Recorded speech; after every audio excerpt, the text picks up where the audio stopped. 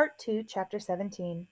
That Friday night I sat in the tiny dancer's cabin, thinking maybe Melissa would be at the Blue Note Cafe for her newspaper staff meeting. If I showed up, maybe I'll be able to talk to her alone. That was a lot of maybes, but I had to take the chance.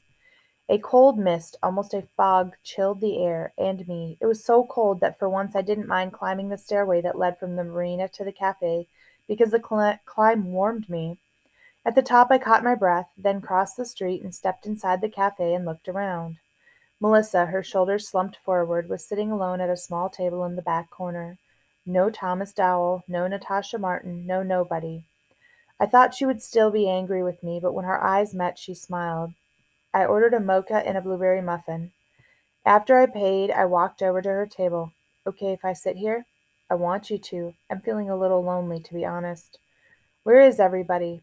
She shrugged. How would I know? I guess the success of our first issue drove them all away. It was a good newspaper, I said. That's nice of you to say, but it isn't true.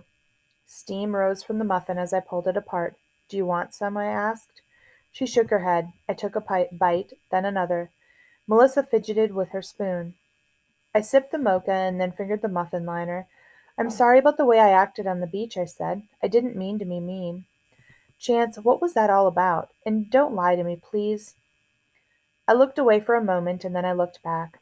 As soon as I can, I'll explain everything to you. Absolutely everything. But until then, you've got to promise me that you'll stay off the beach and away from the marina.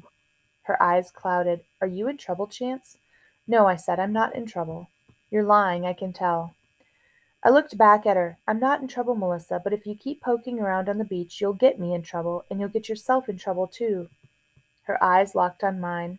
How long until you tell me? I don't know for sure. June, at the latest, maybe sooner. And you'll tell me absolutely everything? I told you I would. Promise me. I made a cross on my chest with the index finger of my right hand. Hope to die.